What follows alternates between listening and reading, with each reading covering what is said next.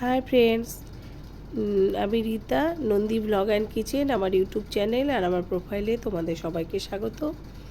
তা আমি আজকে বানিয়ে নিয়েছি কচুরলতি। তা আজকে কিন্তু আমি কচুরলতি চিংড়ি মাছ দিয়ে বানাচ্ছি না, আমি এটা একদমই অন্যরকম করে বানাচ্ছি, তবে নিরামিষ নয়। তা তোমরা এটা তাহলে কীভাবে বানাচ্ছি সেটা দেখার জন্য তোমাদের অবশ্যই সম্পূর্ণ ভিডিওটা দেখতে হবে। তা প্রথমে আমি কড়াইয়ে তেল দিয়ে দিয়েছি, কালো জিরে ফোড়ন দিয়ে দিয়েছি, আর কচুরলতিগুলো আমি আগে থেকে সুন্দর করে আঁশ ছাড়িয়ে পরিষ্কার করে ধুয়ে রেখেছিলাম, সেগুলো ওই তেলের মধ্যে আমি দিয়ে দিয়েছি।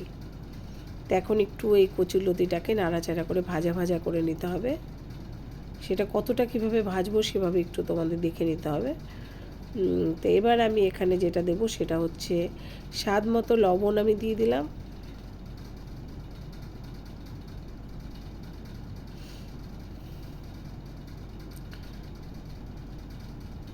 আর এখানে আমি 3টে কাঁচা লঙ্কা দিলাম, কাঁচা লঙ্কাগুলো মাঝখান দিয়ে চিড়ে দিয়েছি।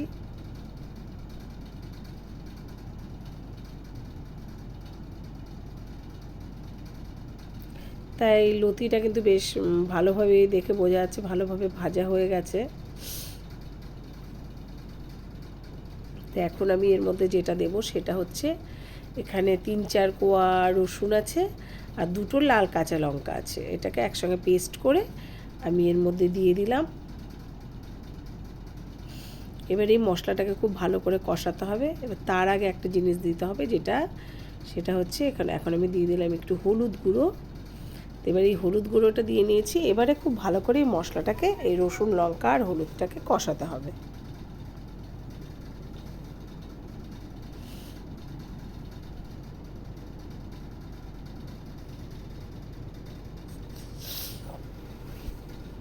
এই যে মশলাটা কিন্তু মোটামুটি কষানো হয়েছে, কারণ এই তেল ছেড়ে এসছে লতির গায়ের থেকে, দেখাই যাচ্ছে।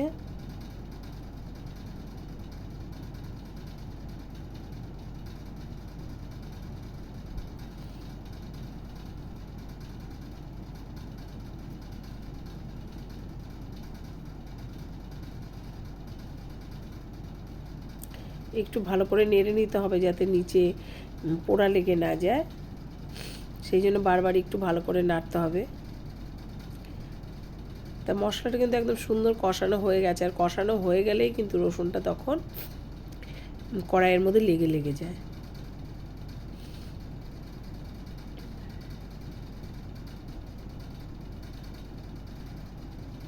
এই যে তেল ছেড়ে এসছে কিন্তু গা দিয়ে।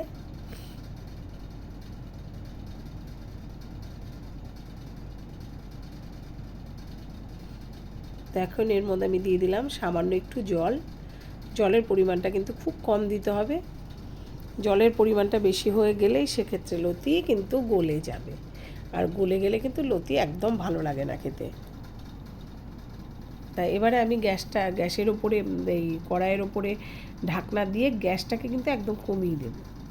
তাহলে কী হবে, লতিটাই অল্প জলেই ভাপে ভাপে সুন্দর সেদ্ধও হয়ে যাবে, গলেও যাবে না।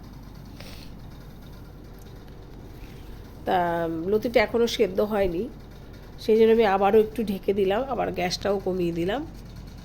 তা এই যে এবার গ্যাসটা, ঢাকনাটা খুললাম, তা এরকম অবস্থায় এসছে লতিটা। তা আমি একটু দেখে নিলাম লতিটা সেদ্ধ হয়েছে কিনা। তা যাই হোক, লতিটা আর একটু সেদ্ধ হবে, সেই জন্য আমি আবারও গ্যাসটা কমিয়ে দিয়ে অবশ্যই আবার ঢেকে দেব। তা এবারে কিন্তু দেখে বোঝা যাচ্ছে যে লতিটা মনে হচ্ছে সম্পূর্ণ সেদ্ধ হয়ে গেছে, আর এই যে সেদ্ধ হয়ে গেছে পুরো, আমি একটু দেখেও নিলাম। তা এবারে একটু ভালো করে নাড়াচাড়া করে নিতে হবে, একটু সময় নিয়ে একটু ঢেকে ঢেকে এসব রান্নাগুলো করলে সেই রান্নাটা টেস্ট ভালো হয়। এখন এর মধ্যে আমি একদমই সামান্য একটু চিনি দিলাম, মানে কয়েকটা দানা মাত্র।